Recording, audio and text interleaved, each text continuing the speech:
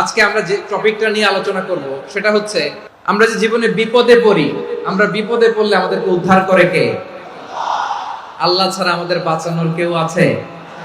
উদ্ধার করার কেউ আছে? রক্ষা করার কেউ আছে?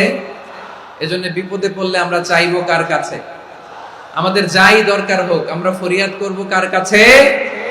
নাকি মাজারে যেয়ে চাবেন? মাজারে যেয়ে চাবেন? অনেকে তো মাজারে যেয়ে কপাল ঘষে, আছে না নাই? মাজারে যে সন্তান চায়, আছে? এই এলাকার লোকদের আকীদা খালিস আমি জানি। মাজারে যে কপাল ঘষে আর সন্তান চায়। আচ্ছা, মাজারে গেলে সন্তান পাওয়া যায়? আচ্ছা, মাজারে না গেলে যদি বাচ্চা না হতো, গরু ছাগলের যে বাচ্চা হয় ওরা কোন মাজারে মানত করে বলেন? কথা কি বুঝতেছেন? এই যে প্রতি বছর গরু ছাগল ভেড়া এগুলো যে বাচ্চা দেয়, এরা কোন মাজারে যে মানত করে? এজন্য চাইতে হবে একজনের কাছে, তিনি কে? আমার প্রিয় পটুয়াখালীবাসী, মাজার জিয়ারত করা সুন্নাহ। আমরা মাজার জিয়ারত করব, আল্লাহ ওয়ালাদের কবরে যাব, আমরা সেখানে যে সালাম দিব, দোয়া করব, নিজের জন্য করব, কবরে শুয়ে থাকা মাইয়েতের জন্য করব, পুরো মুসলিম উম্মার জন্য করব। কিন্তু কবরে যিনি শুয়ে আছে ওই বাবার কাছে সন্তান চাওয়া যাবে? চাকরি চাওয়া যাবে? সফলতা চাওয়া যাবে? সফলতা দেয় কে? এক কথাই রব্বুল আলামিন বলেন, وَإِن يَمْسَسْكَ اللَّهُ بِضُرٍّ فَلَا كَاشِفَ لَهُ إِلَّا هُوَ وَإِن يُرِدْكَ بِخَيْرٍ فَلَا رَادَّ لِفَضْلِهِ يُصِيبُ بِهِ مَن يَشَاءُ مِنْ عِبَادِهِ وَهُوَ الْغَفُورُ الرَّحِيمُ। আল্লাহু আকবার। আল্লাহ বললেন, ওয়া ইয়ামসাসকাল্লাহু বিদুররিন ফালা কাশিফা লাহু ইল্লা হু। আল্লাহ যদি তোমাকে কোনো বিপদ স্পর্শ করায়, আল্লাহ যদি তোমারে কোনো বিপদে ফেলে দেয়, ওই বিপদ থেকে উদ্ধার করার তিনি ছাড়া আর কেউ নাই। জোরে বলেন ঠিক কিনা? তিনি যদি কোনো বিপদে ফেলেন, তিনি ছাড়া বিপদ থেকে উদ্ধার করার কেউ নাই। আর তিনি যদি তোমার প্রতি কোনো অনুগ্রহ করতে চান, ওই অনুগ্রহ ঠেকিয়ে দেওয়ার ক্ষমতাও কারো নাই। আল্লাহ যদি আপনার সফলতা দিতে চায়, পৃথিবীর কোন শক্তি ওই সফলতাকে থামাতে পারে? এজন্য আল্লাহ বললেন, খবরদার, চিন্তা আর আকীদা খালিস করে নাও। ওয়া ইয়ামসাসকাল্লাহু বিদুররিন ফালা কাশিফা লাহু ইল্লা হু। আল্লাহ বিপদে ফেললে বিপদ থেকে উদ্ধার করার কেউ থাকে না। আর আল্লাহ যদি তোমার প্রতি দয়া দেখাতে চান, অনুগ্রহ করতে চান, ওই অনুগ্রহকে প্রতিরোধ করার মতো ক্ষমতা কারো নাই। তিনি তার বান্দাদের মধ্য থেকে যাকে ইচ্ছা তাকে দেন, যত ইচ্ছা তত দেন। তিনি ক্ষমাশীল, তিনি মেহেরবান। সুবহানাল্লাহ। তিনি ক্ষমাশীল, তিনি মেহেরবান। তাহলে এই আয়াত থেকে আমরা বুঝতে পারলাম, আমরা যদি বিপদে পড়ি আমাদেরকে কেউ বাঁচাতে পারে না। আমার বাবা আমারে বাঁচাতে পারে, আমার মা আমাকে বাঁচাতে পারে, আমার বন্ধু আমারে বাঁচাতে পারে, আমার দলের কর্মী আমাকে বাঁচাতে পারে, আমার পীর সাহেব আমারে বাঁচাতে পারে। আমার পটুয়াখালীর ভাইয়েরা খেয়াল রাখবেন, বাঁচাতে পারে এক মহান সত্তা, উদ্ধার করতে পারে এক মহান সত্তা। চিৎকার করে বলুন, তিনি কে? আবার আল্লাহ বললেন, আম্মান ইউজিবুল মুফতাররা ইযা দাআহু ওয়া ইয়াকশিফুস সুআ ওয়া ইয়াজআলুকুম খুলাফাআল আরদ আইলাহুম মা'আল্লাহ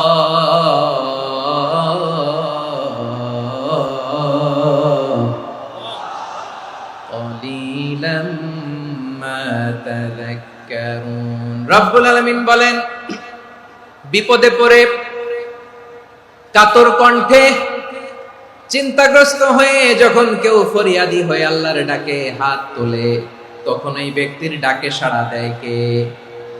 বিপন্ন অবস্থায় আপনি যখন কেঁদে কেঁদে হাত তুলে আপনার দুঃখের কথা জানান, আপনি যখন ডাকেন তারে, তখন আপনার ডাকে সাড়া দেয় কে? আল্লাহ বলে, আমি সাড়া দেই। তোমাদের বিপদকে মুক্ত করে দেয় কে? ওই আল্লাহর সাথে কোন উপাস্য আছে নাকি? কিন্তু খুব অল্প সংখ্যক লোকই তোমরা উপদেশ গ্রহণ করো। কথাটা কার? তাহলে বিপন্ন মানবতা যখন কাঁদে, মানুষ যখন বিপদে পড়ে নিরুপায় হয়ে ফরিয়াদ করে, তার ডাক শোনার কেউ নাই, একজন ছাড়া। চিল্লায় বলেন তো তিনি কে?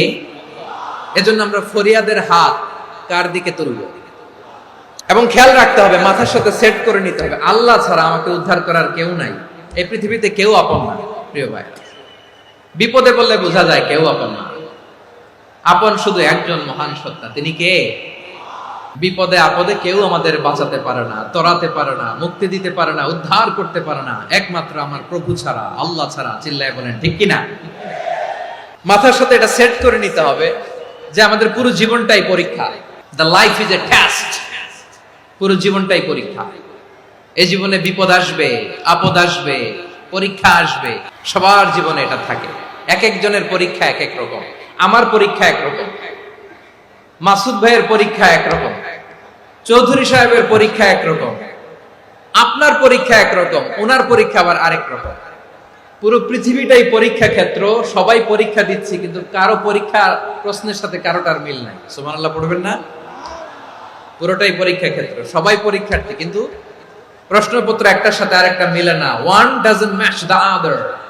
একজনেরটার সাথে আরেকজনেরটা মিলে না। কাউকে আল্লাহ তাআলা ধনী বানিয়ে পরীক্ষা করেন, আবার কাউকে আল্লাহ তাআলা গরিব বানিয়ে পরীক্ষা করেন, কাউকে আল্লাহ অসুস্থ বানিয়ে পরীক্ষা করেন। কেউ দেখবেন যে দুরারোগ্য ব্যাধিতে আক্রান্ত, ডাক্তার বলেছে আর সময় নাই, দুরারোগ্য ব্যাধি, ক্যান্সার, যার নেই কোনো অ্যান্সার, তার জন্য পরীক্ষা হচ্ছে এই রোগ।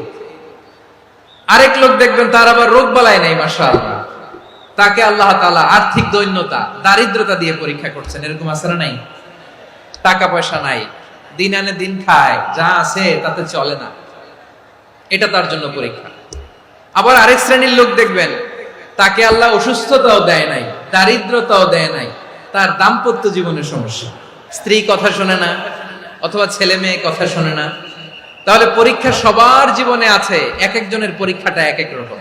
আল্লাহ তাআলা দেখতে চায় যে এই পরীক্ষার সময় আমরা কিরকম রেসপন্স করি, how to deal with the test, কিভাবে এই বিপদ আপদ পরীক্ষাগুলোকে আমরা হ্যান্ডেল করব, ডিল করব, এটা হচ্ছে আজকের আলোচনার বিষয় আমার প্রিয় ভাইয়েরা। তাহলে পরীক্ষাময় আমাদের জীবন, বিপদ আপদ পরীক্ষা, এটা মানুষের পিছু ছাড়ে না, সবার জীবনে পরীক্ষা আছে।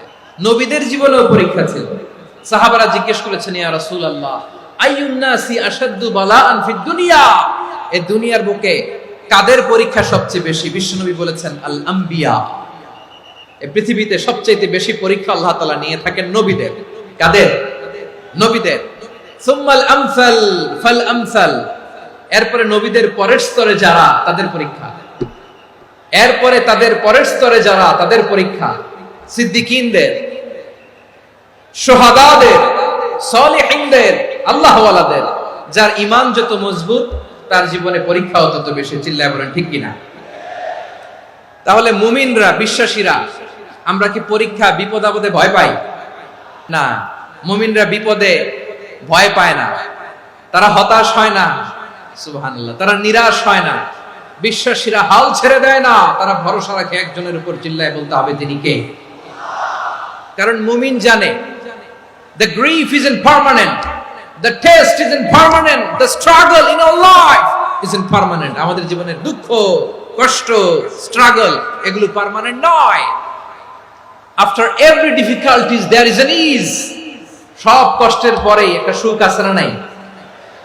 রব্বুল আলামিন বলেন, ফা ইন্না মাআল উসরি ইউসরা, ইন্না মাআল উসরি ইউসরা, ভয় পেও না, চিন্তা করো না, কষ্টের সাথেই আমি রেখে দিয়েছি স্বস্তি। সুবহানাল্লাহ বলেন।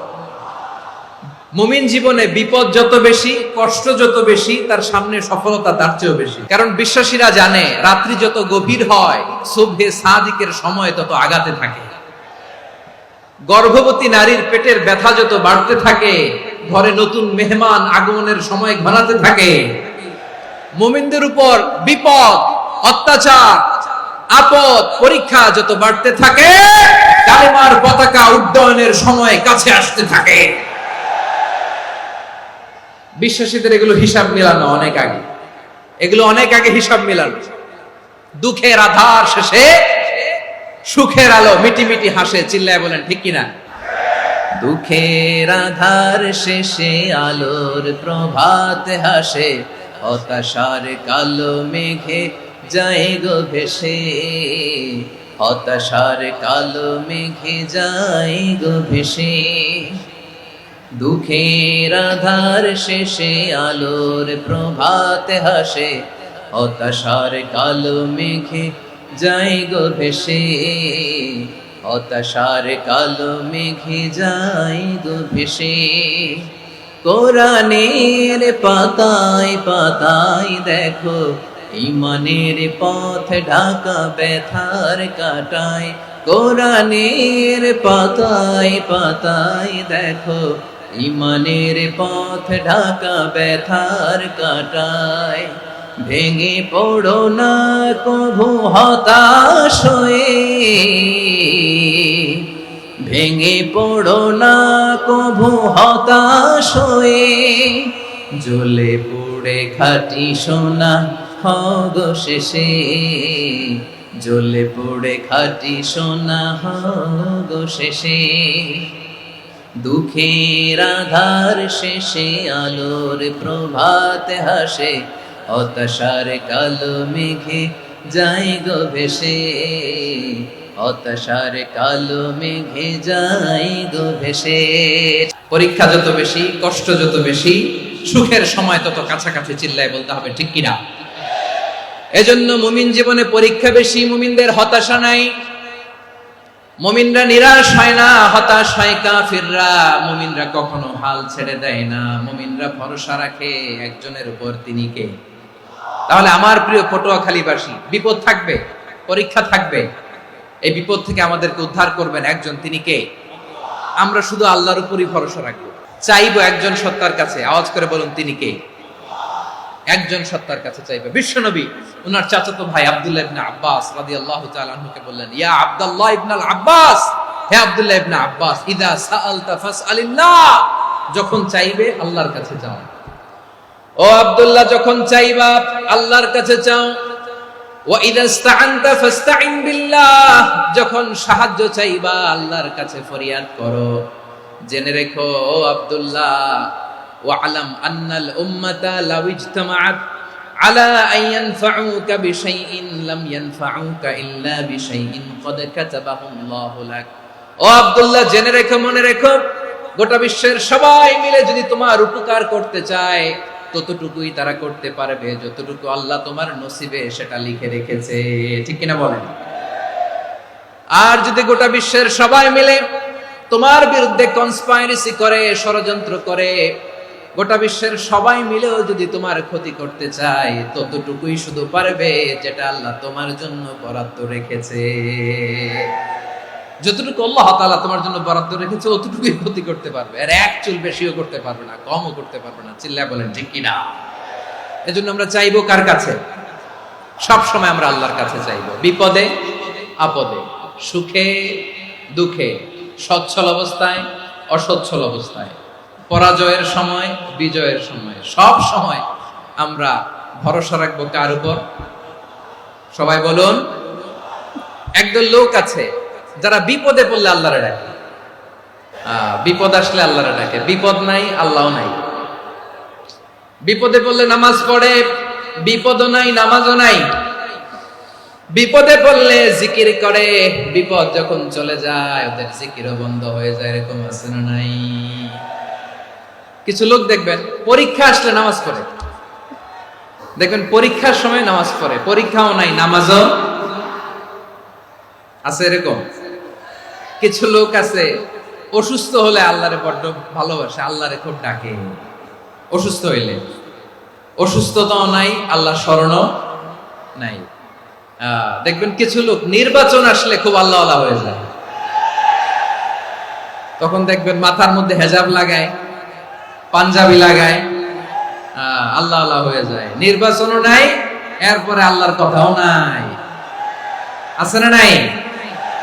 না, এরকম হওয়া যাবে না। সব সময় আমরা আল্লাহরে ডাকবো, বিপদে আপদে সব সময় ভরসা রাখবো আমরা একজনের উপর। আওয়াজ করে বলেন, তিনি কে?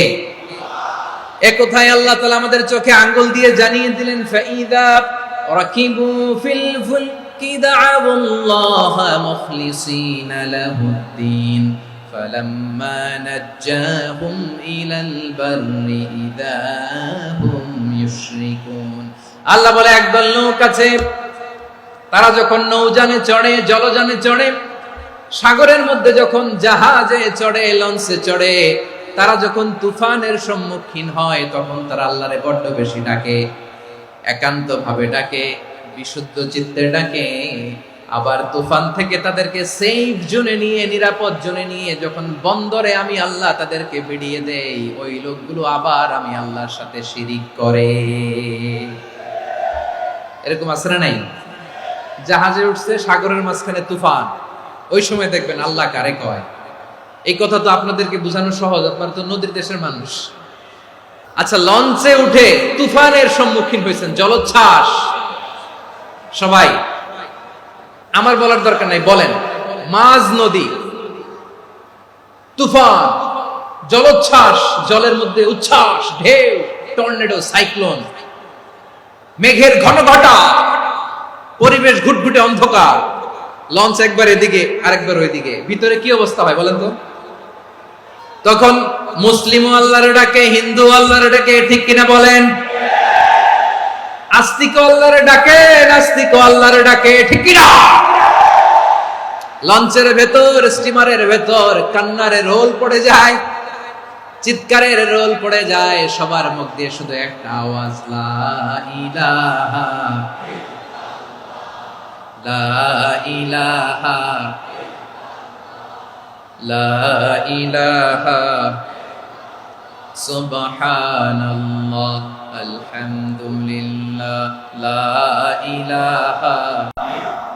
আল্লাহ নামের জিকির করবে যারা, আল্লাহর কাছে প্রিয় তারা, আল্লাহর কাছে প্রিয় যারা, জান্নাতে প্রবেশ করবে তারা, জোরে লা ইলাহা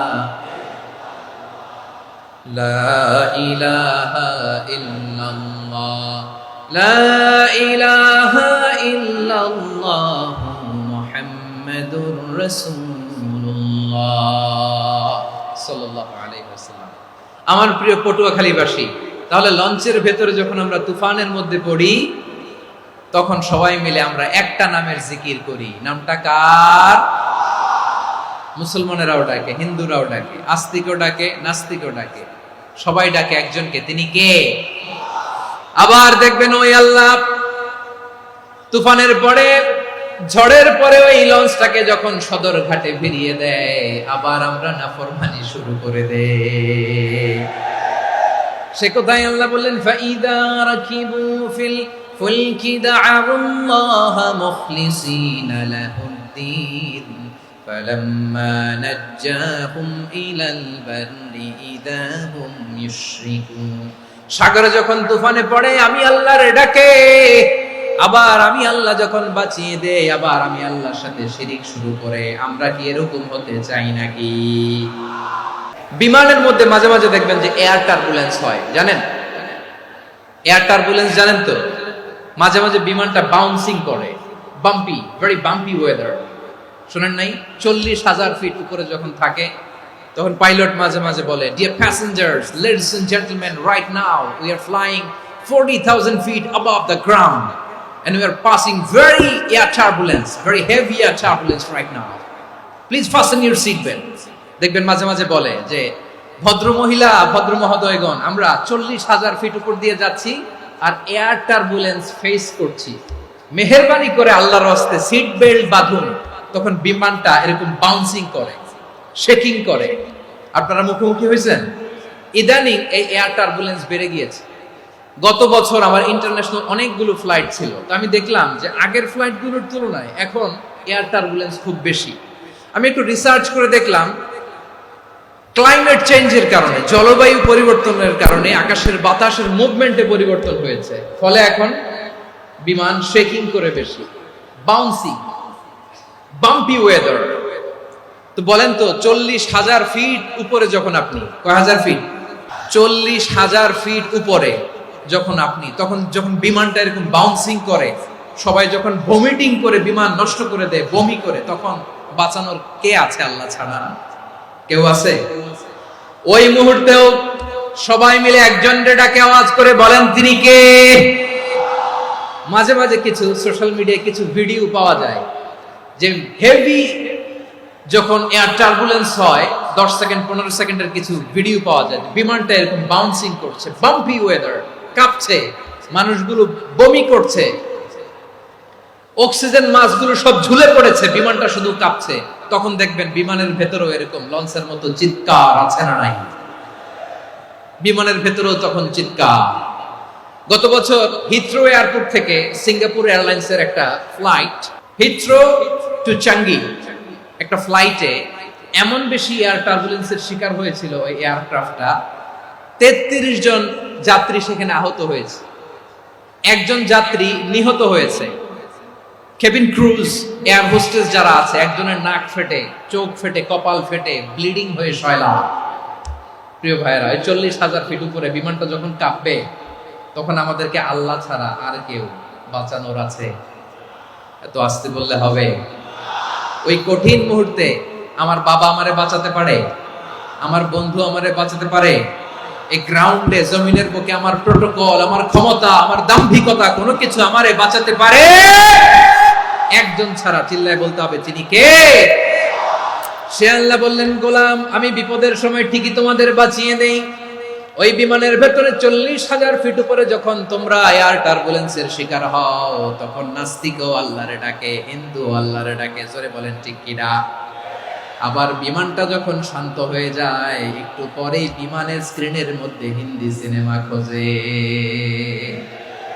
বিমানের স্ক্রিনে কিন্তু বিশাল ওখানে আফলাম, ফিল্মের একেবারে বোঝাই করা। বিমানটা শান্ত হলে আবার হিন্দি সিনেমা দেখা শুরু করে। একটু আগে ডাকছিল কারে? দেখবেন বাংলাদেশে আমাদের ক্রিকেটাররা যখন অন্য কোনো দেশের সাথে খেলে, অনেক সময় এমন হয় বল বাকি একটা, রান দরকার 6টা। বল বাকি কয়টা? রান দরকার। আপনি দেখবেন ক্যামেরাম্যান তখন গ্যালারিতে খালি দেখায় দর্শকদের যে কি অস্থিরতা। হিপ হপ স্টাইলের মেয়েটা, যে মেয়েটার ওড়না এতক্ষণ ছিল গলায়, এতক্ষণ কই ছিল, ওই মেয়েটা দেখবেন ওড়নাটা টেনে মাথায় দিয়ে এরকম মুনাজাত ধরতেছে, আল্লাহ আল্লাহ, একটা সক্কা, আল্লাহ আল্লাহ, আমার লাল সবুজের পতাকারে তুমি অপমানিত কইরো না আল্লাহ, ইন্ডিয়ার সাথে আমাদের খেলা আল্লাহ আল্লাহ, একটা সক্কা, একটা একটা। পুরো খেলা জুড়ে এই মেয়ের ওড়না ছিল গলায়, কিন্তু যখন 1 বলে 6 রান দরকার, ওড়না চলে আসছে কোথায়? মাথায়। আবার মুনাজাত আছে না নাই? ঠিকই বাংলাদেশের দামাল ছেলে এমন এক শট মারলো, বল চলে গেল স্টেডিয়ামের বাইরে, ছক্কা, জিতে গেলাম আমরা। পুরো স্টেডিয়াম জুড়ে চিৎকার, হই হুল্লোড়, মौज মাস্তি। যেই মেয়েটা মাথার মধ্যে ওড়না দিয়ে এতক্ষণ সুবহানাল্লাহ সুবহানাল্লাহ বলে আল্লাহর কাছে দোয়া করেছে, ওই মেয়ে এখন আবার ওড়না ফেলে দিয়ে নাচা শুরু করে দিয়েছে। তাহলে আল্লাহর ভয়, আল্লাহর প্রতি আস্থা, বিশ্বাস, ভালোবাসা, এটা কি ক্ষণিকের জন্য? মানে আমার যখন লাগবে তখন আল্লাহর ইউজ করবো নাকি? হ্যাঁ, বিপদে আপদে, সুখের সময় দুঃখের সময়, সচ্ছল অসচ্ছল অবস্থায় বিশ্বাসীরা ভরসা রাখে একজনের উপর। চিৎকার করে বলো, পটুয়াখালী তিনি কে? সে আল্লাহ বললেন, গোলাম মনে করো না জাহাজ থেকে সদরঘাটে ভিড়িয়ে দিলাম, তুমি নিরাপদ হয়ে গেছো। মনে করো না 40,000 ফিট থেকে সেফ ল্যান্ডিং এর পরে এয়ারপোর্টে নেমে গেলেই তুমি নিরাপদ হয়ে গেছো। ও মিয়া, বিপদ কি শুধু সাগরে আর আকাশে? ঘরের ভেতরও বিপদ আসতে পারে কি পারে না? এজন্য সূরা মুলক আল্লাহ বললেন, আমিনতুম মান ফিস সামাই আন ইয়াখসিফা বিকুমুল আরদা ফাইযা হিয়া তামুর। আল্লাহ বললেন, তোমরা কি ভেবেছো তোমরা নিরাপদ? আমি চাইলে ল্যান্ডস্লাইডস, ভূমি ধস দিয়ে 1 লক্ষ 1 মুহূর্তে নিয়ে যেতে পারি। এক সুনামি দিয়ে থাপ্পড় মেরে 3 লক্ষ সাগরের ভেতরে ঢুকায় দিতে পারি। 1 সেকেন্ডও লাগে না আমার। أم أمنتم من في السماء أن يرسل عليكم حاصبا فستعلمون كيف نذير। আল্লাহ চাইলে আকাশ থেকে পাথর বৃষ্টি নাজিল করতে পারেন কি পারেন না? এই মুহূর্তে এখানে ভূমিকম্প দিতে পারেন কি পারেন না? আচ্ছা, ভূমিকম্প যখন হয় আমাদের কারো হুঁশ থাকে? আপনি মনে করছেন আমরা সাধারণ মানুষ, আমরা দৌড় দেই, আর প্রেসিডেন্ট প্রধানমন্ত্রী ওনারা বুঝি খাটে শুয়ে থাকে? ভূমিকম্প, আর্থকোয়েক যদি হয়, বাঁচার জন্য আমরা কি করি? হয় খাটের তলায়, ডাইনিং টেবিলের নিচে, উপরে শক্ত কিছু আছে এটার নিচে, অথবা ঘর থুইয়া দেও দৌড়। তো প্রধানমন্ত্রী উনি কি করে? প্রেসিডেন্ট উনি কি করে? হ্যাঁ, উনি খাটের মধ্যে যে শুয়ে থাকে নাকি? উনিও দৌড়, সাধারণ মানুষও দৌড়, প্রধানমন্ত্রীও দৌড়, বাড়িওয়ালাও দৌড়, ভাড়াটিয়াও দৌড়, সবাই দৌড়। নাকি ভাড়াটিয়ারা বাড়ি থুইয়া দৌড়, বাড়িওয়ালারা আর বেরোয় না? এরকম না। তাহলে যে কোনো মুহূর্তে ভূমিকম্প দিয়ে নাস্তানাবুদ করতে পারে কে? আমার প্রিয় ভাইয়েরা, আমরা নিরাপদ নই, আমরা তার দয়ায় বেঁচে আছি। কার দয়ায়? এজন্য আল্লাহ বললেন, গোলাম, যে কোনো মুহূর্তে বিপদ দিয়ে তোমাদেরকে নাস্তানাবুদ করতে পারি। বিশ্বাসী বলে যদি নিজেকে দাবি করো, সব সময় ডাকতে হবে একজন সত্তাকে। বলেন তিনি কে? আপদ থেকে, পরীক্ষা থেকে, ক্যালামিটি থেকে আমাদেরকে কেউ বাঁচাতে পারে না একজন সত্তা ছাড়া। আবারও বলেন তো তিনি কে? এবার আমরা দেখি বিষ্ণু ইসা ইসলামের জীবনে বিপদ আপদ ছিল কিনা। উনি বিপদ আসলে কিভাবে ডিল করতেন, বিপদ আসলে কোন দোয়া পড়তে হয়, কিভাবে ফরিয়াদের হাত উত্তোলন করতে হয়, কিভাবে রবের দরবারে নতজানু হয়ে ফরিয়াদ করতে হয়, এটা জানার দরকার আছে না নাই? আসুন আমরা বিষ্ণুনবীর জীবনী থেকে দেখি বিপদ আসলে উনি কি করতেন। বিপদ আসলেই প্রথমে বিষ্ণু ইসা ইসলাম একটা দোয়া পড়তেন। তিনি পড়তেন, ইন্না লিল্লাহি ওয়া ইন্না ইলাইহি রাজিউন। নিশ্চয় আমরা আল্লাহর জন্য, নিশ্চয় আমরা কার দিকে ফিরবো ভাই? আবার কার দিকে ফিরবো? আওয়াজ করে বলুন তো, আমরা এসেছি কার কাছ থেকে, আবারও ফিরে যাব কার কাছে? এজন্য বিষ্ণুই পড়ছেন, ইন্না লিল্লাহি ওয়া ইন্না ইলাইহি রাজিউন। নিশ্চয় আল্লাহর জন্য, ওই আল্লাহর দিকেই আমরা ফিরে যাব। তারপরে বিষ্ণুই পড়তেন, আল্লাহুম্মা আজুরনি ফি মুসিবাতি ওয়াখলুফ লি খায়রাম মিনহা।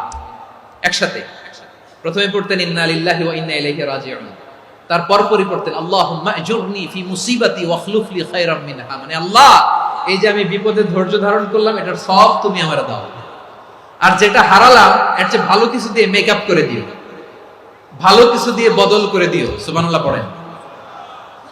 তাহলে বিপদ আসলে আমরা কি পড়ব? এদেশে পরস্পরে দেখা হলে দেয় সালাম, এদেশে আমজনতার হৃদয় জুড়ে পাক কালাম, এদেশে বিপদ এলে সর্বজনে সর্বক্ষণে দোয়া পড়ে ইন্না লিল্লাহ। কি পড়ে?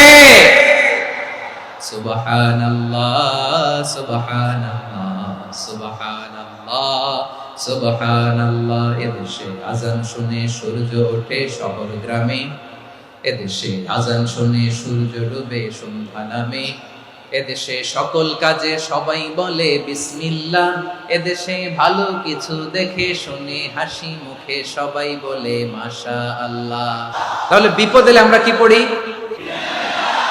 তাহলে বিপদ এলেই আমরা এখন থেকে ইন্না লিল্লাহ পড়ব, নাকি হাই হুতাশ করবেন?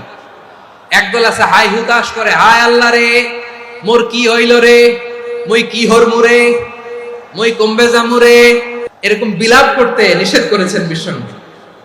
কি করব, কই যাব, কি হবে, হায় হায়, এরকম হাহুতাশ আছে না নাই? বিশ্বাসীরা হাহুতাশ করে না, তারা ইন্না লিল্লাহ পড়ে। কি পড়ে মনে থাকবে? আমরা পড়বো ইন্না লিল্লাহি ওয়া ইন্না ইলাইহি রাজিউন। নিশ্চয়ই আমরা আল্লাহর জন্য, আমরা আল্লাহর দিকেই ফিরে যাব। এরপর পড়বো আল্লাহুম্মা আজুরনি ফি মুসিবাতি ওয়াখলুফ লি খায়রাম মিনহা। আল্লাহ, আমি যে বিপদে ধৈর্য ধারণ করলাম এটার সওয়াব দিও, আর যা হারালাম তার চেয়ে ভালো কিছু দিয়ে বদল করে দিও। সুবহানাল্লাহ পড়েন। বিশ্ব নবীর হাদিস শুনলেন উম্মে সালামা রাদিয়াল্লাহু তাআলা আনহা। ওনার স্বামী হলো আবু সালামা। মজার ঘটনা খেয়াল করে শুনেন। সাইয়্যিদাতুনা উম্মে সালামা রাদিয়াল্লাহু তাআলা আনহা, ওনার স্বামীর নাম আবু সালামা। শ্রেষ্ঠ দম্পতি, শ্রেষ্ঠ ফ্যামিলি। প্রথমে হিজরত করেছিলেন হাবাসায়, পরে হিজরত করেছেন মদিনায়। উহুদ যুদ্ধের পরে ওনার স্বামী আবু সালামা ইন্তেকাল করলো, শহীদ হলো। সুবহানাল্লাহ পড়েন। যখন আবু সালামা ইন্তেকাল করলো, উম্মে সালামা রাদিয়াল্লাহু তাআলা আনহা কেঁদে কেঁদে হয়রান। আর নবীর শিখানো বাণী অনুযায়ী তিনি বারবার পড়ছিলেন ইন্না লিল্লাহ। কি পড়ছিলেন? ইন্না লিল্লাহ। যেহেতু বিশ্বনবী বলেছেন, কেউ যদি বিপদের প্রথম ধাক্কায় পড়ে ইন্না লিল্লাহি ওয়া ইন্না ইলাইহি রাজিউন, আল্লাহুম্মা আজুরনি ফি মুসিবাতি ওয়াখলুফ লি খায়রাম মিনহা, তাহলে এই বিপদে যে সে যা হারালো তার চেয়ে শ্রেষ্ঠ কিছু দিয়ে আল্লাহ তার বদল দিয়ে দিবে। এই হাদিস শুনে উম্মে সালামা রাদিয়াল্লাহু তাআলা আনহা ওনার প্রাণ প্রিয় স্বামী আবু সালামার ইন্তেকালের পরে চোখের পানি ছাড়ে আর পড়ে ইন্না লিল্লাহি ওয়া ইন্না ইলাইহি রাজিউন আল্লাহুম্মা আজুরনি ফি মুসিবাতি ওয়াখলুফনি খায়রাম মিনহা। বারবার এই দোয়া পড়ে চোখের পানি ছাড়ে, এই দোয়া পড়ে চোখের পানি ছাড়ে, আর মনে মনে বলে আবু সালামার মতো ভালো মানুষ মদিনাতে নাই, আবু সালামার চেয়েও ভালো মানুষ মদিনাতে নাই, তার চেয়ে ভালো মানুষ কি করে আল্লাহ তাআলা আমারে দিবে, তার চেয়ে ভালো মানুষ তো আমি মদিনাতে দেখি না। চোখের পানি দিয়ে বুক ভাসায় আর নবীর হাদিসের উপর আমল করে পড়ে ইন্না লিল্লাহি ওয়া ইন্না ইলাইহি রাজিউন, ইন্না লিল্লাহি ওয়া ইন্না ইলাইহি রাজিউন। পড়তে পড়তে চোখের পানি ছাড়ে আর চিন্তা করে বিশ্বনবী বললেন এই দোয়া পড়লে যেটা হারালাম তার চেয়ে ভালো কিছু দিয়ে আল্লাহ পুরস্কার দেয়। আবু সালামের চেয়ে ভালো মানুষ মদিনার মধ্যে আর কে হতে পারে? কি আজীব তামাশা, কি অবাক করা ঘটনা। কিছুদিন পরে দেখা গেল সাইয়্যিদুল মুরসালিন রাহমাতাল লিল আলামিন স্বয়ং বিশ্ব নবী উম্মে সালামাকে বিয়ের প্রস্তাব পাঠিয়েছে। স্বয়ং বিশ্ব নবী উম্মে সালামা রাদিয়াল্লাহু তাআলা আনহাকে বিয়ের প্রস্তাব পাঠিয়েছেন। উনি রাজি হয়ে গেলেন, বিয়ে হয়ে গেল, উনি হয়ে গেলেন উম্মুল মুমিনিন, আমাদের মা, পুরো মুসলিম উম্মার মা। চিৎকার করে বলেন আল্লাহু আকবার। তাহলে আমার প্রাণ প্রিয় ভাইরা, বিপদে পড়লে আমরা পড়বো ইন্না লিল্লাহি ওয়া ইন্না ইলাইহি রাজিউন আল্লাহুম্মা আজুরনি ফি মুসিবাতি ওয়াখলুফনি খায়রাম মিনহা। যারা যারা বিপদ আসলে এই দোয়াটা পড়বেন এখন থেকে, আওয়াজ করে ইনশাআল্লাহ বলেন। যা হারাইছেন তার চেয়ে শ্রেষ্ঠ জিনিস দিয়ে বদলা দিবে কে? তাহলে বিপদে পড়লেই প্রথমে আমরা এটা পড়ব। শুনে শুনে মুখস্থ করবেন। আমার মায়েরা, আমার বোনেরা, আপনাদের জন্য 3টি মাঠের অ্যারেঞ্জমেন্ট করা হয়েছে, আমি জানি। আপনারাও এই দোয়াগুলো পড়বেন, আপনার স্বামীকে শেখাবেন, সন্তানকে শেখাবেন, আপনার পুরো পরিবারটাকে জান্নাতের টুকরো বানিয়ে দিবে কে? তাহলে বিপদ আসলে প্রথমে কি পড়তে হবে এটা জেনে গেলাম। এরপরে বিপদ আসলে নিজেকে কি করে আল্লাহর কাছে সঁপে দিতে হয় এটাও জানার দরকার আছে না নাই? বিপদে প্রথমে ইন্না লিল্লাহ করলাম, ধৈর্য ধারণ করলাম, বিপদ থেকে উদ্ধারের সর্বোচ্চ চেষ্টা করলাম। আমার কাজ যখন শেষ তখন আমি আমার এই বিষয়টা আল্লাহর কাছে সঁপে দিব। কার কাছে? বিপদে বললে কেমন করে নিজেকে আল্লাহর কাছে সঁপে দিতে হয় আসুন সাইয়েদনা ইব্রাহিম আলাইহিস সালামের জীবনী থেকে জানি। আল্লাহর খলিল ইব্রাহিম আলাইহিস সালাম আমাদের মতো সমাজ ব্যবস্থা পায় নাই। আমরা জন্মের পরে আমাদের কানের ভেতরে আজান দিয়েছে কে? একামত দিয়েছে কে? আমাদের বাপ দাদারা আমাদের কানে আজান দিয়েছে কি? দেয় নাই। আমাদের জন্মের পরেই তো আজান, একামত, বাড়ির পাশে মসজিদ, প্রতিদিন আজান, জুমার খুতবা, প্রতি মাসে মাসে তাফসিরুল কোরআন মাহফিল, মসজিদ, মিনারা, অভাব নাই। ঠিক কিনা বলে? আপনি যেই সুন্দর ইসলামিক এনভায়রনমেন্ট পেয়েছেন, আমাদের ইব্রাহিম খলিল উনিও কি এরকম পেয়েছিলেন? হ্যাঁ, উনি জন্মের পর পরে ওনার কানে আজান দিয়েছে কেউ? আমার প্রিয় ভাইরা, আগা গোড়া একটা শিরকি পরিবেশ উনি জন্মগ্রহণ করেছেন। উনি ছাড়া ওই তল্লাটে একজনও আল্লাহর উপর বিশ্বাসী নাই। কল্পনা করতে পারেন? গোটা তল্লাটে, গোটা দেশে বিশ্বাসী মুমিন, আল্লাহর উপর বিশ্বাস স্থাপনকারী কয়জন? সবাই বলেন কয়জন? বাকি সব মুশরিক। বাকি সব মুশরিক নিজের সাথে নিজে শক্ত বোঝাপড়া করে, অ্যানালজি করে, সেলফ কনভারসেশন করে উনি মহা সত্যের সন্ধান পেয়েছে। উনি আকাশের তারা দেখে ভাবে মনে হয় এটাই আমার খোদা। পরে দেখে তারা নাই, মনে মনে বলে না তাইলে এটা না। আবার চাঁদ দেখে বলে চাঁদটা বড় মায়া লাগে, মনে হয় এটাই আমার রব। পরে দেখে চাঁদও নাই, কয় না এটা না। এরপরে দ্বীপ প্রহরের জলজলে সূর্যটা খাঁ খাঁ করে গোটা পৃথিবীটারে রৌদ্র দিয়ে তাতিয়ে রাখে। তিনি ভাবলেন মনে হয় এটাই আমার রব, কারণ এটাই তো সবচেয়ে বড়। কিন্তু বিকেল বেলা ওই সূর্যটাও যখন চলে যায়, সাইয়েদনা ইব্রাহিম বলে না এটাও তো নাই। আমার খোদা যদি আমারে ছেড়ে চলে যায়, বিপদে পড়লে আমারে উদ্ধার করবে কে? এভাবে নিজের সাথে অ্যানালজি, সেলফ কনভারসেশন করতে করতে করতে তিনি মহা সত্যের সন্ধান পেয়েছেন। সুবহানাল্লাহ। সব শেষে তিনি ডিসিশন নিয়ে ঘোষণা দিলেন, ইন্নী ওয়াজ্জাহাতু ওয়াজহিয়া লিল্লাযী ফাতারাস সামাওয়াতি ওয়াল আরদা হানিফান ওয়া মা আনা মিনাল মুশরিকিন। নিশ্চয় আমি এমন সত্তার দিকে মনোনিবেশ করলাম, মুখাপেক্ষী হলাম যিনি আকাশ বানিয়েছেন, জমিন বানিয়েছেন, আমি মুশরিক নই। সুবহানাল্লাহ। পারতেন, আপনি পারতেন? কেউ নাই, লক্ষ লক্ষ মুশরিক, আপনি একা। ওনার মতো এরকম বিচক্ষণতা দিয়ে আল্লাহরে খুঁজে পাইতে পারতেন আপনি? কি নবী ছিল, আল্লাহকে খুঁজে পেয়েছে। যখন আল্লাহর ইবাদত শুরু করলো, এই কথা ছড়ায় পড়লো চারদিকে। নমরুদ সাইয়েদনা ইব্রাহিমকে ডেকে পাঠালেন। নমরুদ বলে, ইব্রাহিম, তুমি নাকি মূর্তির পূজা না করে কোন নতুন রবের ইবাদত করো, কে তোমার রব? সাইয়েদনা ইব্রাহিম বললেন, রব্বি আল্লাযী ইউহয়ী ওয়া ইউমীত, আমি এমন রবের ইবাদত করি যিনি জীবন দেন, যিনি মৃত্যু দেন। নমরুদ বলে, তাই নাকি? তোমার রব জীবন দেয়, মৃত্যু দেয়, আর এটা তো আমি দেই। আমিও তো জীবন দেই, আমিও তো মৃত্যু দেই। সাইয়েদনা ইব্রাহিম বললেন, কেমন করে তুমি জীবন দাও, মৃত্যু দাও, একটু দেখাও তো।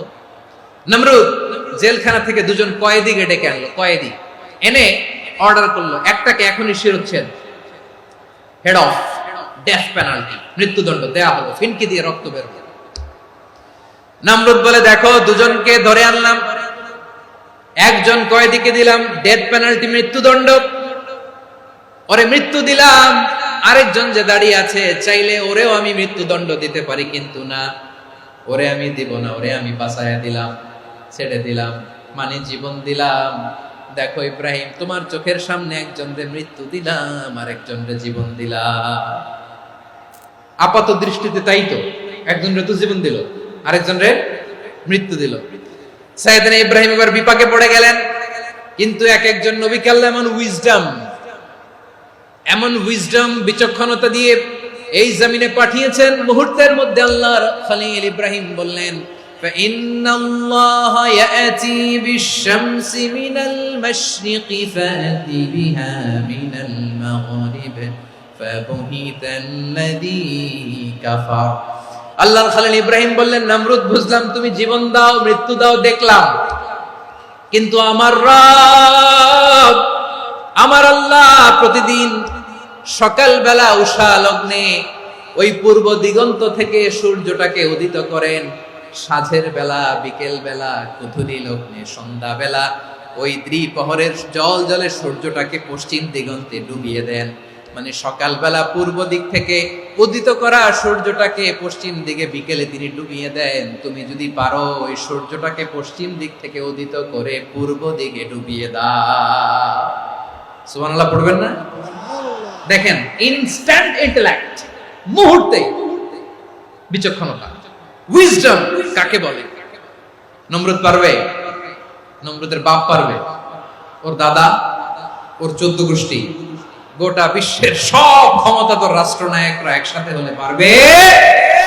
ফাবুহিতাল্লাযী কাফার পারে নাই, ব্যর্থ হয়েছে। এবার তেলে বেগুনে জ্বলে উঠেছে, রেগে মেগে আগুন বলে, ফালকুহু ফিল জাহিম। ওর সাথে তর্ক নাই, না পেরে এবার এটারে আগুনে ফেলা।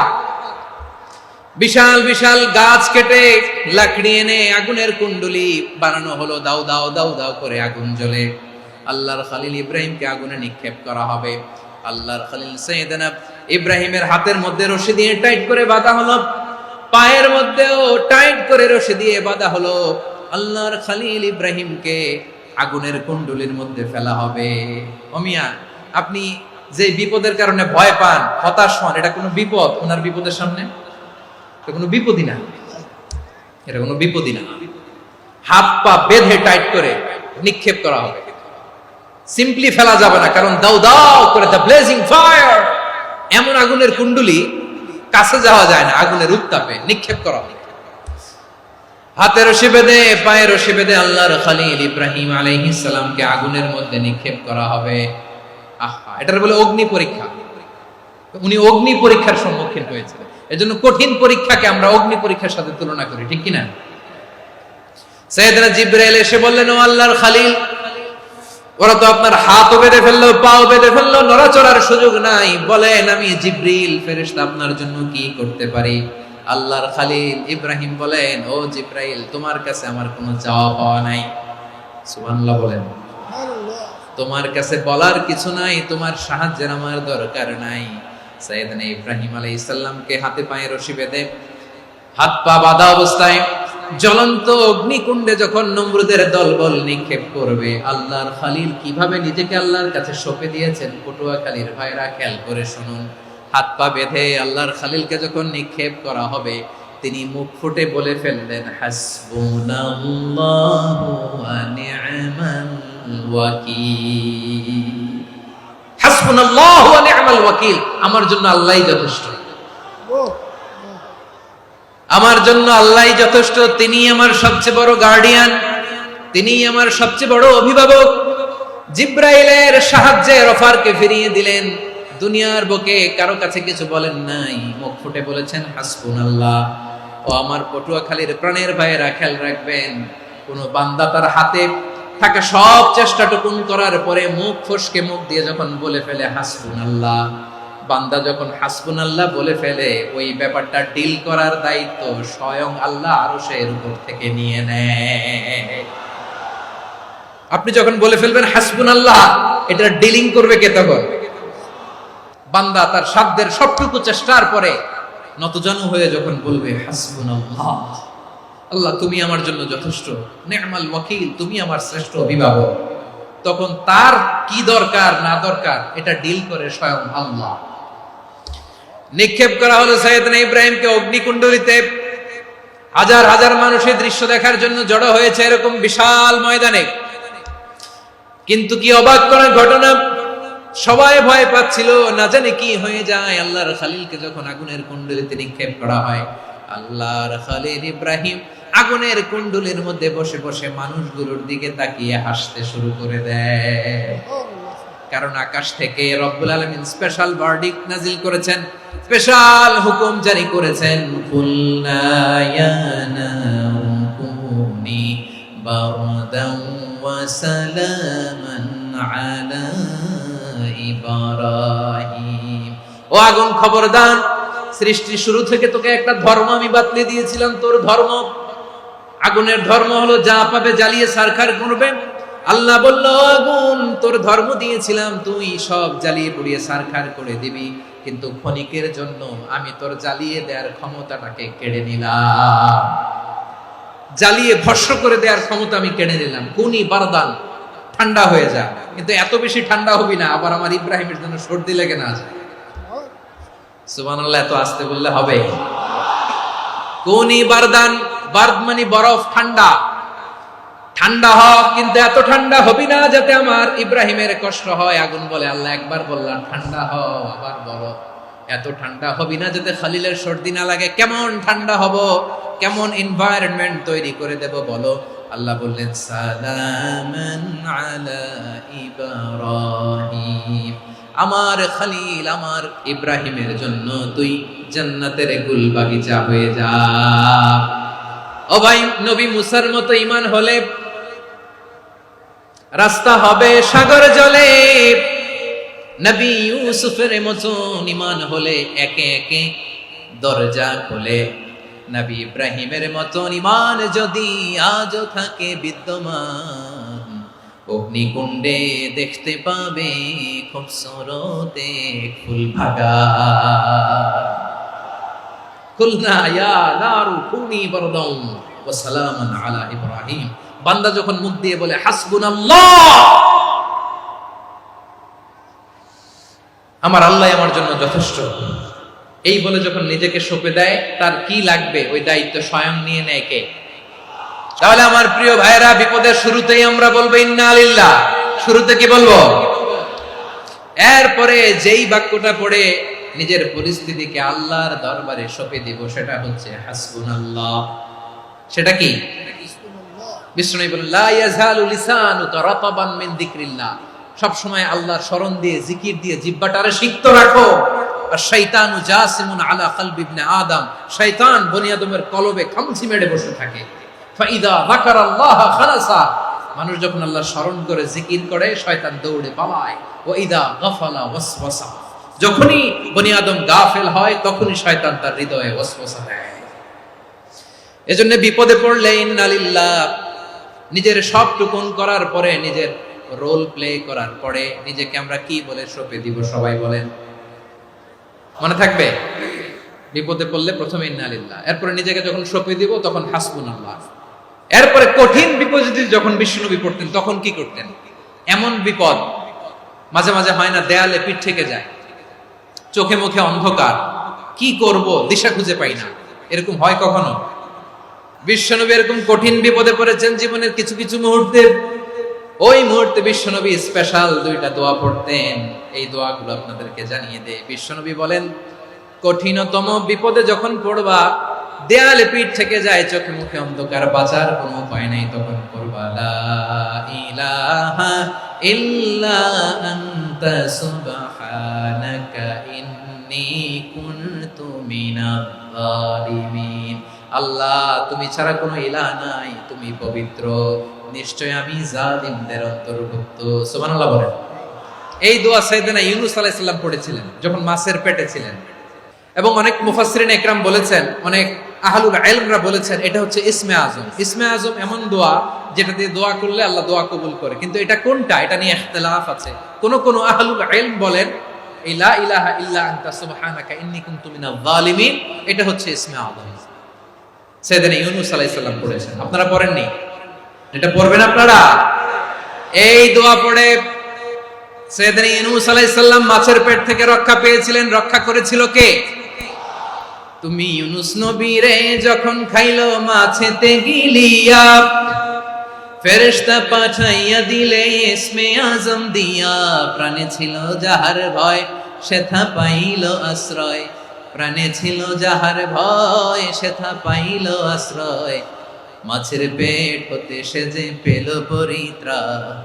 আল্লাহু আল্লাহু তুমি জাল্লে জালালুহু, শেষ করা তো যায় না গে তোমার গুণগান। আল্লাহু আল্লাহু লা ইলাহা ইল্লা আনতা সুবহানাকা ইন্নী কুনতু মিনাজ জালিমিন। বিশ্বনবী বললেন, দেয়ালে পিঠ থেকে গেলে, চোখে মুখে অন্ধকার, বাঁচার কোনো উপায় নাই, তখন এই দোয়াটা পড়তে হবে। এই দোয়া পড়ে আল্লাহর কাছে ফরিয়াদ করলে বিপদ মুক্ত করবেন কে? কেন এই দোয়াটা আল্লাহর কাছে বড্ড প্রিয় জানেন আমার ভাইয়েরা? কারণ এই দোয়ার মধ্যে 3টা জিনিস আছে। 1 নম্বরে হচ্ছে তাওহীদ, 2 নম্বরে তাসবিহ, 3 নম্বরে তাকরীর। আই রিপিট, আবারো বলছি, 1 নম্বরে তাওহীদ, 2 নম্বরে তাসবিহ, 3 নম্বরে তাকরীর। এই দোয়াটা আল্লাহর কাছে এত পছন্দনীয় কারণ এই দোয়ার প্রথম অংশে আছে তাওহীদ, আল্লাহর একত্ববাদের ঘোষণা। লা ইলাহা ইল্লা আনতা, ও আল্লাহ আপনি ছাড়া কোনো ইলাহ নাই, উপাস্য নাই, এই কথা বললে আল্লাহ বড্ড খুশি হয়ে যায়। সুবহানাল্লাহ পড়েন। এই দোয়ার দ্বিতীয় অংশে আছে তাসবিহ, মানে আল্লাহর প্রশংসা, প্রশংসা সূচক বাণী। সুবহানাক সুবহানাক সুবহানাক, ও আল্লাহ আমি আপনার পবিত্রতা ঘোষণা করছি। সুবহানাক, এই কথা শুনলেও আল্লাহ খুশি হয়ে যায়। সুবহানাল্লাহ পড়েন। এই দোয়ার তৃতীয় অংশে আছে তাকরীর। তাকরীর মানে পাপের স্বীকৃতি। তাকরীর মানে কি? তাকরীর মানে পাপের স্বীকৃতি। এই দোয়ার তৃতীয় অংশে আছে ইন্নী কুনতু মিনাজ জালিমিন, ও আল্লাহ আমি জালিমদের অন্তর্ভুক্ত। আল্লাহ আল্লাহ আমি জালেম, আল্লাহ আমি ভুল করেছি, অন্যায় করেছি, আল্লাহ আমি জালেমদের অন্তর্ভুক্ত। এই পাপের স্বীকৃতি, অ্যাকনোলেজমেন্ট আল্লাহ বড্ড পছন্দ করে। যখন আল্লাহর কাছে আপনি ছোট হবেন, ছোট হতে হতে যত ছোট হবে, ওই দৃশ্যটা দেখতে আল্লাহ বড্ড পছন্দ করে। সুবহানাল্লাহ বলেন। 3 নম্বর অংশ ইন্নী কুনতু মিনাজ জালিমিন, আল্লাহ আমি জালেমদের অন্তর্ভুক্ত। সাইয়েদনা আদম আলাইহিস সালাম ভুল করে যখন নিষিদ্ধ গাছের ফুল খেয়ে ফেললেন, ফল খেয়ে ফেললেন, আল্লাহ বললেন আদম ক্ষমা পেতে চাইলে তুমি আর হাওয়া মিলে স্বীকৃতি দাও, পাপের স্বীকৃতি। আর পড়ো রব্বানা যালামনা আনফুসানা ওয়া ইল্লাম তাগফির লানা ওয়া তারহামনা লানাকুনান্না মিনাল খাসিরিন। ও আল্লাহ আমি আদম আর হাওয়া যালামনা আনফুসানা, আমরা আমাদের নফসের উপর বড্ড জুলুম করেছি। আল্লাহ ওয়া ইল্লাম তাগফির লানা ওয়া তারহামনা, আপনি যদি ক্ষমা না করেন, আপনি যদি দয়া পরবশ না হন, আপনি যদি রহম না করেন, আমরা তো ক্ষতিগ্রস্তদের মধ্যে শামিল হয়ে যাব। এই দোয়া করার সাথে সাথে সাইয়েদনা আদম আর হাওয়া আলাইহিস সালামকে ক্ষমা করে দিলেন কে? তাহলে এই দোয়ার 3 নম্বর অংশ তাকরীর, এটা আল্লাহ বড্ড পছন্দ করে। আমার কলিজার টুকরা ভাইয়েরা, গুনাহ করে শিকার যেতে হবে, এটা আল্লাহ ভালোবাসেন। সাইয়েদনা আবু বকর রাদিয়াল্লাহু তাআলা আনহু বিষ্ণু ইসা ইসলামকে বললেন, ইয়া রাসূলুল্লাহ আল্লিমনি দুআআন আদউ বিহি ফি সালাতি, নবী হে আপনি আমার এমন একটা স্পেশাল দোয়া শিখায়া দেন যে দোয়াটা আমি নামাজে পড়ব। নবী বললেন, তাহলে তুমি পড়ো, আল্লাহুম্মা ইন্নী যালামতু নাফসি যুলমান কাসীরান ওয়া লা ইয়াগফিরুয যুনুবা ইল্লা আনতা ফাগফিরলি মাগফিরাতাম মিন ইনদিকা ওয়ারহামনি ইন্নাকা আনতাল গফুরুর রহিম। সুবহানাল্লাহ। সালাম ফিরানোর আগে পড়েন, ও আবু বকর, নামাজে যদি দোয়া করতে মনে চায় এই দোয়াটা পড়বা, আল্লাহুম্মা ইন্নী যালামতু নাফসি, আল্লাহ জুলুম করেছি আমার নফসের উপর, যুলমান কাসীরা, অনেক জুলুম, ওয়া লা ইয়াগফিরুয যুনুবা ইল্লা আনতা, আপনি ছাড়া এই জুনুব, এই পাপ ক্ষমা করার দ্বিতীয় কোনো রব নাই। আছে? এজন্য আল্লাহরে বলবেন, আল্লাহ আমি ছাড়া তোমার গোলামের অভাব নাই, ও আমার রব আমি ছাড়া এই জমিনের বুকে তোমার গোলামের অভাব নাই, কিন্তু তুমি ছাড়া তো আমার দ্বিতীয় কোনো রব নাই। পারবেন বলতে? পারবেন? চোখের পানি ছেড়ে আল্লাহরে বলবেন, আল্লাহ তুমি আমার রব, তুমি আমার সব। কি বলবেন? আল্লাহরে বলেন, আল্লাহ তুমি আমার রব, তুমি আমার সব। আল্লাহ আমি ছাড়া এই জমিনে তোমার গোলামের অভাব নাই, তুমি ছাড়া আমার দ্বিতীয় কোনো রব নাই। একথা বলে চোখের পানি ছেড়ে আল্লাহরে স্বীকৃতি দেন, আল্লাহ আমি পাপী, আল্লাহ এই জমিনে আমার চেয়ে বড় পাপী আর কেউ নাই। ওযু করে সিজদায় লুটিয়ে পড়ে চোখের পানি ছেড়ে আল্লাহরে পাপের স্বীকৃতি দেন, আল্লাহ এমন কোন জুলুম নাই, গুনাহ নাই আমি করি নাই, সগীরা কবিরা, জেনে না জেনে, ইচ্ছায় অনিচ্ছায়, শিরকি বেদাতি সব গুনাহ করেছি। আল্লাহ আকাশের নিচে জমিনের উপরে আমার চেয়ে বড় গুনাহগার আর কেউ নাই। চোখের পানি ছেড়ে আল্লাহরে বলেন, আল্লাহ আমি ছাড়া তোমার গোলামের অভাব নাই, তুমি ছাড়া আমার দ্বিতীয় কোনো রব নাই, তুমি ছাড়া তো কেউ আমার গুনাহ ক্ষমা করার নাই, তুমি আমার রব, তুমি আমার সব। বলতে পারবেন? এই তাকরীর আমার পটুয়াখালীর ভাইরা, এই স্বীকৃতিটা দেখতে আল্লাহ বড় ভালোবাসে, কারণ আমরা সবাই গুনাহগার, আমরা সবাই কি? বিশ্বনবী বলেন, কুল্লুকুম খাত্তাউন, আ বনি আদম তোমরা সবাই পাপী। সবাই কি? সবাই পাপী। আমরা সবাই পাপী, আপন পাপের বাটখারা দিয়ে অন্যের পাপ মাপি। আমরা যে পাপী এটা ভাবতে মনে চায় না কারো, খালি অন্যের পাপ দেখি আমরা, এটা ভুল। ওর এই পাপ, ও পাপী, ও জালেম, ও জাহান্নামী, এরকম একটা টেন্ডেন্সি। আমার যে কি হালাত এটার খেয়াল নাই। খেয়াল করতে হবে যে আমি সবচেয়ে বড় পাপী, ঠিক কিনা বলেন? পাপ করি না এমন কেউ আছি? হ্যাঁ আছি। কেউ না জানলেও জানে কে আমার পাপের ঘটনা? পৃথিবী না জানুক আমি তো জানি, আমি কি পাপ করেছি। হায় ও আমার কলিজার টুকরা ভাইয়েরা, মাথাটাকে নিচু করে জীবনের সব গুনার ফিরিস্তিগুলো একটা একটা করে স্বীকার করে আল্লাহরে বলেন, আল্লাহ আমি পাপী, আল্লাহ আমার চেয়ে বড় পাপী এই দুনিয়াতে কেউ নাই, আকাশের নিচে জমিনের উপরে আমার চেয়ে বড় পাপী কেউ নাই। একটা একটা করে আল্লাহ স্বীকার করি আমি পাপী, সব পাপের স্বীকৃতি দিলাম। পৃথিবী না জানুক আমি তো জানি, আমি কি পাপ করেছি। হায় আমার পাপের করলে বিচার, বাঁচার আমার নাই উপায়। দয়াময় তুমি মাফ করো আমায়, মাফ করো আমায়। আল্লাহ তাআলা যদি দয়া করে আমাদেরকে মাফ না করে, আমাদের বাঁচার কোনো উপায় নাই। আপনি কি ভেবেছেন আপনার নামাজ দিয়ে আপনি জান্নাতে যাবেন? আপনি তাহাজ্জুদ গুজার, সেজদা দিতে দিতে কপালে দাগ ফেলেছেন, এটা আপনারা জান্নাতে নেবে না।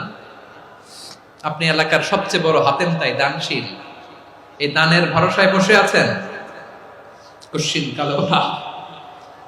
আমাদের নামাজ, আমাদের রোজা, আমাদের ইবাদত, এগুলোকে মিজানের পাল্লায় উঠালে কোনো ওজনই হবে না।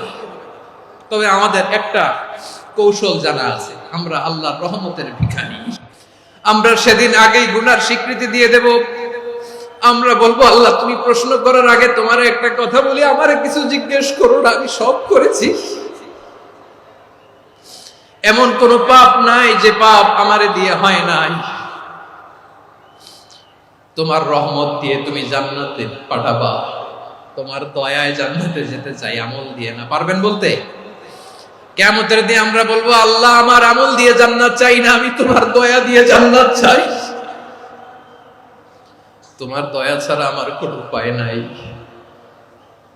কারণ আল্লাহ যদি বিচার করে বাঁচার কারো উপায় নাই। আল্লাহ যদি বলে ফেলেন তুই এটা করলি কেন, ওখানে গেলি কেন, কোরআনে 1000 বার নিষেধ করলাম তারপরেও এই পাপে জড়ালি কেন, এরকম প্রশ্ন ছুড়ে দিলে আমার উত্তর আছে? বাঁচার কোনো উপায় আছে? রোজ হাসরে হে আল্লাহ আমার করোনা বিচার, আল্লাহ করোনা বিচার, বিচার চাহি না তব দয়া চাই, এ গুনাহগার করোনা বিচার। আপনার আমল দিয়ে জান্নাতে যাবেন? কি দিয়ে যাবেন? আল্লাহর দয়া দিয়ে। আল্লাহর রহম আর দয়া ছাড়া কেউ জান্নাতের চেহারাও দেখতে পাবে না। আমার প্রিয় ভাইয়েরা, এই দোয়া আল্লাহর কাছে পছন্দনীয় হওয়ার কারণ তিনটা। দোয়ার প্রথম অংশে আছে তাওহীদ, আল্লাহর একত্ববাদের ঘোষণা। এই দোয়ার দ্বিতীয় অংশ আছে তাসবিহ, আল্লাহর প্রশংসা সূচক বাণী। এই দোয়ার 3 নাম্বার অংশ পাপের স্বীকৃতি। তাহলে আমরা সবাই গুনাহগার। আমরা আল্লাহর কাছে পাপের স্বীকৃতি দিয়ে বলবো, ও আল্লাহ ইন্নী কুনতু মিনাজ জালিমিন, আমরা জুলুম করেছি, পাপ করেছি, অন্যায় করেছি, আল্লাহ বুঝতে পারি নাই, শয়তানের ওয়াসওয়াসায় পড়ে, বন্ধুর পাল্লায় পড়ে, নফসের খায়েশ মেটাতে যে আল্লাহ করে ফেলেছি। তুমি গুনাহ না মাফ না করলে আমাদের গুনাহ মাফ করার দ্বিতীয় কেউ নাই। ঠিক কিনা বলেন? এভাবে অনুতপ্ত হয়ে যদি আল্লাহর কাছে দোয়া করেন, দেয়ালে পিঠ থেকে গেছে, কোনো রাস্তা নাই বের হওয়া, ওই মুহূর্তেও আপনাকে বিপদ থেকে উদ্ধার করবে কে? বিশ্বনবী চরম বিপদে পড়লে 2টা দোয়া পড়তেন। প্রথম হলো এটা, লা ইলাহা ইল্লা আনতা সুবহানাকা ইন্নী কুনতু মিনাল জালিমিন। এই দোয়াটা আমরা বেশি বেশি পড়ব প্রিয় ভাইরা। রাজি আছেন? সবাই আওয়াজ করে পড়ুন ইনশাআল্লাহ। আমার প্রিয় ভাইয়েরা, বিপদে পড়লে বিশ্বনবী আরো একটা দোয়া পড়তেন, লা ইলাহা ইল্লাল্লাহুল আযীমুল হালিম, লা ইলাহা ইল্লাল্লাহু রাব্বুল আরশিল আযীম, লা ইলাহা ইল্লাল্লাহু রাব্বুস সামাওয়াতি ওয়াল আরদি ওয়া রাব্বুল আরশিল কারীম। আল্লাহ ছাড়া কোনো উপাস্য নাই, তিনি সুমহান, মহা সহিষ্ণু। আল্লাহ ছাড়া কোনো উপাস্য নাই, তিনি সুমহান, আরশের অধিপতি। আল্লাহ ছাড়া কোনো উপাস্য নাই, তিনি আকাশের মালিক, জমিনের মালিক, তিনি সুবিশাল আরশের অধিপতি। সুবহানাল্লাহ পড়েন। এই দোয়াটা কেউ যদি পড়ে যদি এর ওসিলা করে দোয়া করে, তাকে বিপদ থেকে মুক্তি দেয় কে? মনে থাকবে আপনাদের? তাহলে বিপদের প্রথম ধাক্কায় কি যেন পড়তে হয়? ইন্না লিল্লাহ। তারপরে কি বলে আল্লাহর কাছে নিজেকে সঁপে দিতে হয়? দেয়ালে পিঠ থেকে গেলে লা ইলাহা ইল্লা আনতা সুবহানাকা ইন্নী কুনতু মিনাজ জালিমিন। 2 নাম্বার হচ্ছে লা ইলাহা ইল্লাল্লাহুল আযীমুল হালিম, লা ইলাহা ইল্লাল্লাহু রাব্বুল আরশিল আযীম, লা ইলাহা ইল্লাল্লাহু রাব্বুস সামাওয়াতি ওয়াল আরদি ওয়া রাব্বুল আরশিল কারীম। মনে থাকবে? অনেক সময় এমন হয়, হঠাৎ বিপদের সম্মুখীন হয়ে আমরা রেডি হয়ে বের হইছি অফিসে, হঠাৎ অ্যাক্সিডেন্টে পড়ে যাই, হঠাৎ পেটের ব্যথায় অজ্ঞান, এরকম হয় না? বিষ্ণু ইসলাম বলেন, আকস্মিক দুর্ঘটনার বিপদ থেকে যদি কেউ বাঁচতে চায়, সকাল সন্ধ্যা যেন প্রত্যেকে এই দোয়াটা পড়ে। সকালে যদি 3 বার পড়ে, সন্ধ্যা পর্যন্ত হঠাৎ বিপদ থেকে সে রক্ষা পাবে। To be protected from sudden calamity, sudden disaster, হঠাৎ বিপদ, হঠাৎ ভয়ঙ্কর কোন আকস্মিক বিপদ থেকে আল্লাহ বাঁচায় দেবে। সকালে পড়লে সন্ধ্যা পর্যন্ত প্রোটেক্টেড, সন্ধ্যাবেলায় যদি 3 বার পড়ে সকাল পর্যন্ত প্রোটেক্টেড। সুবহানাল্লাহ পড়ে। দোয়াটা কি? দোয়াটা হচ্ছে বিসমিল্লাহিল্লাযী লা ইয়াদুররু মা'a ইসমিহি শাইউন ফিল আরদি ওয়ালা ফিস সামাই ওয়া হুয়াস সামিউল আলীম। ছোট না? অনেক ছোট, মুখস্থ করবেন। বিসমিল্লাহিল্লাযী লা ইয়াদুররু মা'a ইসমিহি শাইউন ফিল আরদি ওয়ালা ফিস সামা।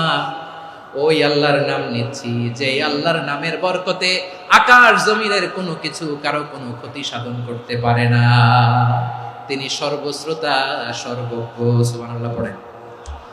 পড়বেন এই দোয়াটা, বিসমিল্লাহিল্লাযী লা ইয়াদুররু মা'a ইসমিহি শাইউন ফিল আরদি ওয়ালা ফিস সামাই ওয়া হুয়াস সামিউল আলীম।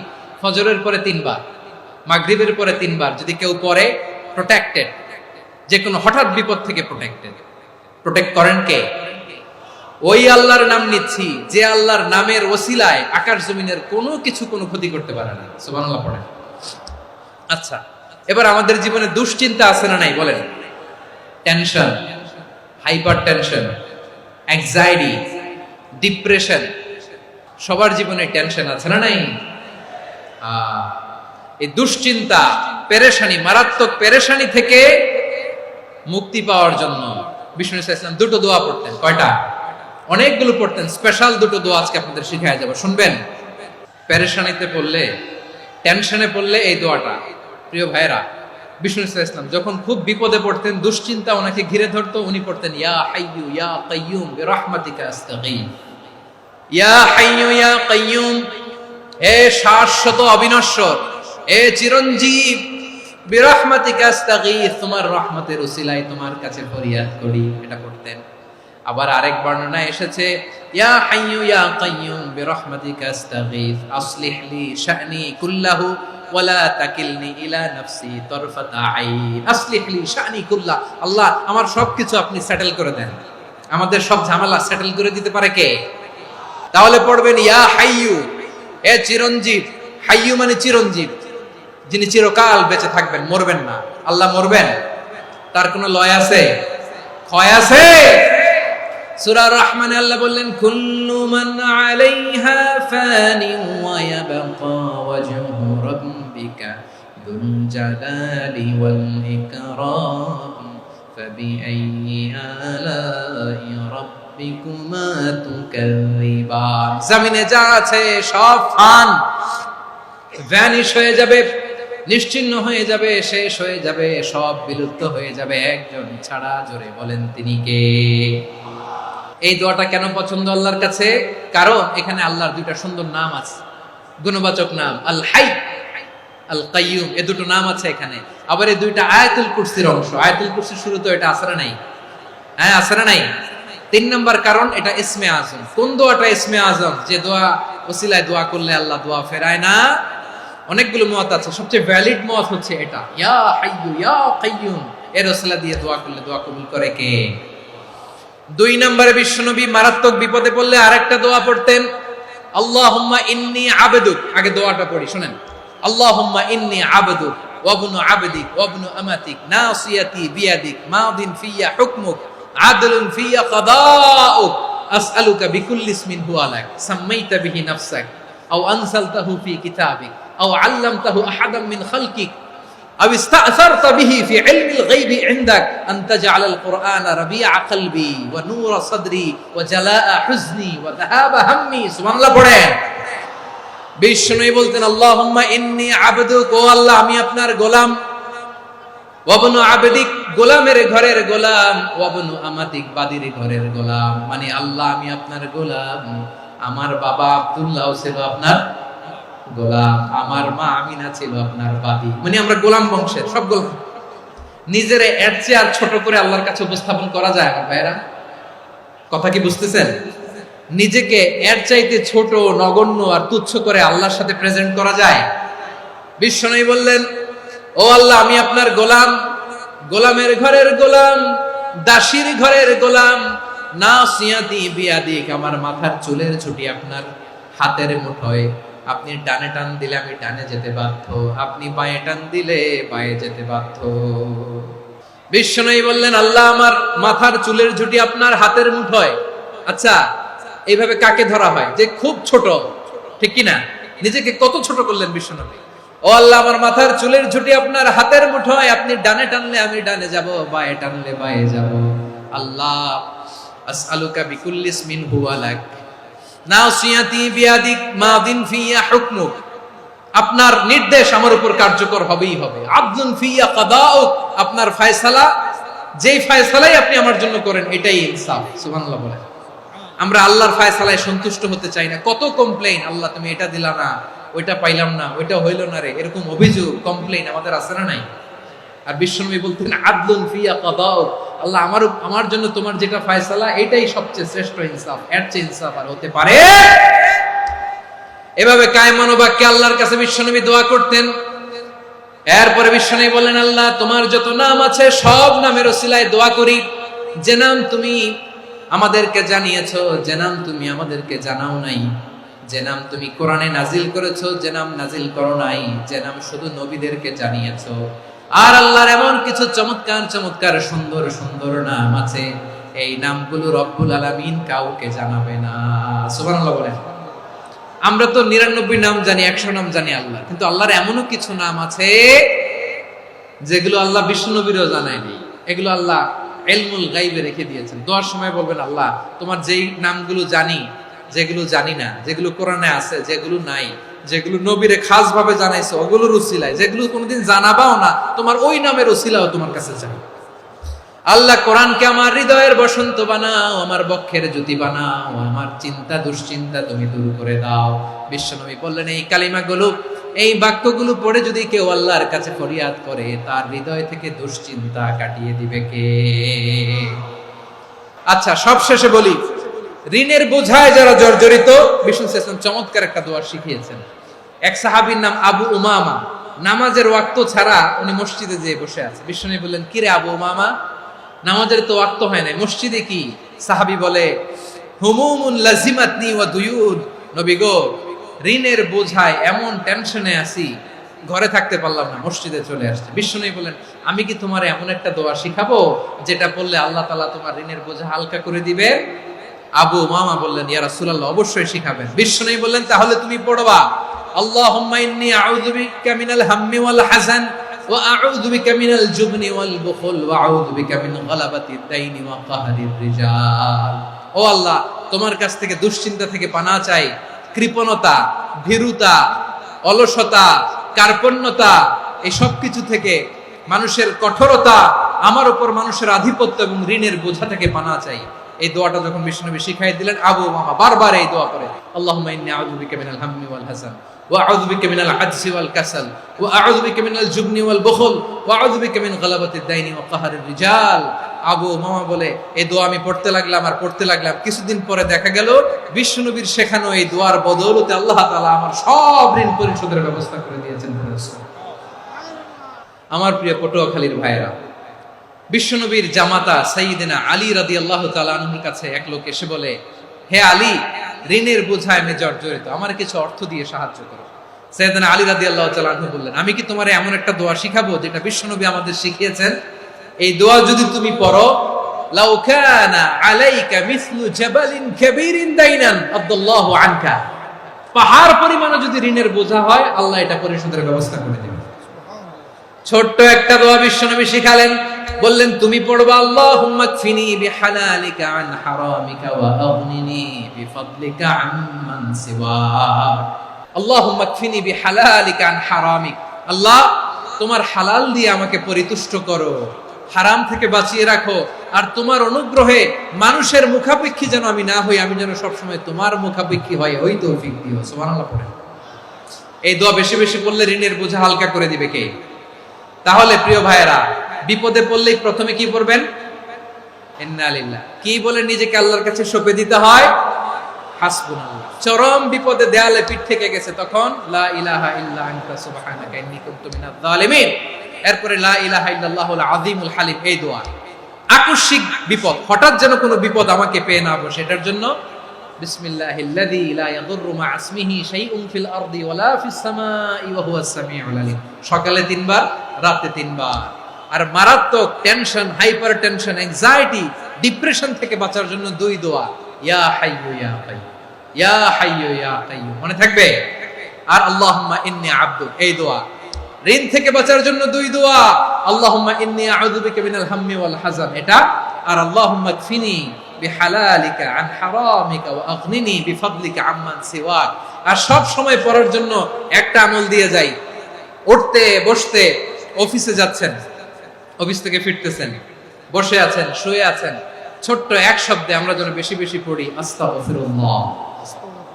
আল্লাহ রাসূল সাল্লাল্লাহু আলাইহি ওয়াসাল্লাম বলেন, মান লাজিমাল ইস্তিগফার, যে সব সময় এরকম ইস্তিগফারের সাথে লেগে থাকে, জাআলাল্লাহু লাহু মিন কুল্লি দীকিন মাখরাজা, আল্লাহ তাআলা তাকে কোনো বিপদে আটকান না, সে জীবনে আটকাবে না, যে কোনো বিপদে আল্লাহ তার রাস্তা বের করে দিবেন। Way out, you will get a way out in solution. সুবহানাল্লাহ। ওমিন কুল্লি হাম্মিন ফারাজা, দুশ্চিন্তা মুক্ত হবে। ওয়ারযুকহু মিন হাইসু লা ইয়াহতাসিব, এমন জায়গা থেকে আল্লাহ রিজিকের বন্দোবস্ত করবে যেটা সে কল্পনাও করে না। আওয়াজ করে পড়েন সুবহানাল্লাহ। আমার প্রিয় ভাইরা, এটা গেল নিজের বিপদ। নিজে যদি বিপদে পড়েন, অন্যের বিপদ যদি দেখেন, এটার জন্য একটা দোয়া আছে। অনেক সময় আমরা দেখি হাসপাতালে ক্যান্সারের 3rd স্টেজে চলে গেছে, লোকটা হ্যাংলা হয়ে চিকন হয়ে হায়রে কি কষ্ট পায়, দেখি না? বিষ্ণু বলে একটা দোয়া যদি কেউ অন্যের কোনো বিপদ দেখে পড়ে, ওই বিপদ তার জীবনে কখনো আসবে না। অনেক সময় হয় যে আমরা মহাসড়ক দিয়ে যখন চড়ি, দুর্ঘটনায়, আইরে আল্লাহ, দুর্ঘটনায় মানুষের মাথা একদিকে, দেহ আরেকদিকে, ব্লিডিং, এরকম হয় না? আল্লাহ তুমি হেফাজত করো। বিশ্বনবী বলেন এই দুর্ঘটনা দেখে কেউ যদি এই দোয়াটা পড়ে, তার জীবনে সে কোনোদিন এরকম অ্যাক্সিডেন্টের সম্মুখীন হবে না। বিশ্বনবী বলেন অন্যের বিপদ দেখে কেউ যদি পড়ে, আলহামদুলিল্লাহিল্লাযী আফানি মিম্মা বাতালাকা বিহি ওয়া ফাদ্দালানি আলা কাসীরিন মিম্মান খালাকা তাফদীলা, মানে প্রশংসা সে আল্লাহ, যে আল্লাহ তাআলা তোমাকে যেই জিনিস দিয়ে পরীক্ষা করেছে, আমাকে ওইটা থেকে বাঁচিয়ে দিয়েছে। তোমাকে আল্লাহ যেই বিপদে ফেলেছে, আমাকে ওই বিপদ থেকে তিনি মুক্ত রেখেছে, আর তার অনেক সৃষ্টির উপর আমাকে তিনি প্রাধান্য দিয়েছে। সুবহানাল্লাহ পড়েন। যে কোনো বিপদ, কারো ক্যান্সার দেখে যদি এই দোয়াটা আপনি বিশ্বাসের সাথে পড়েন, জীবনে কোনোদিন ক্যান্সার রোগে আক্রান্ত হবেন না। দুর্ঘটনা দেখে যদি পড়েন, ওই দুর্ঘটনা আপনাকে স্পর্শ করবে না। যে কোনো কারো বিপদ দেখে যদি কোনো বিশ্বাসী বান্দা এই দোয়া পড়ে, বিশ্বনবী বলেন লাম ইউসিবহু যালিকাল বালা, ওই বিপদ তাকে আর ধরবে না। উফিয়া মিনহু মিন যালিকাল বালা কাইনাম মা কান, সে যতদিন হায়াত পাবে কোনোদিন ওই বিপদ তাকে স্পর্শ করবে না। আমার প্রিয় ভাইরা, তাহলে পুরো আলোচনার সেন্ট্রাল থিম হচ্ছে আমাদের জীবনে বিপদ আসবে, কষ্ট আসবে, দুঃখ আসবে, কিন্তু বিপদে আপদে আমরা হাল ছেড়ে দিব না, হতাশ হব না। মুমিন হতাশ হয় না, নিরাশ হয় না, হাল ছেড়ে দেয় না। মুমিন ভরসা রাখে একজনের উপর। আওয়াজ করে বলুন, যিনি কে? বিপদে পড়লে আমাদেরকে উদ্ধার করে কে? আবার আমাদেরকে যদি কোনো নেয়ামত আল্লাহ দিতে চান, ওইটা কেড়ে নেওয়ার ক্ষমতা কারো আছে? তাহলে আমরা কানেক্টিভিটি বাড়াবো কার সাথে? আমাদের প্রার্থনার ফরিয়াদের হাত তুলবো কার কাছে? রাজি আছেন? পটুয়াখালীর ভাইয়েরা, মনে থাকবে কথাগুলো? আল্লাহ তাআলা আমাদের সবাইকে কথাগুলো বোঝার ও আমল করার তৌফিক দান করুন।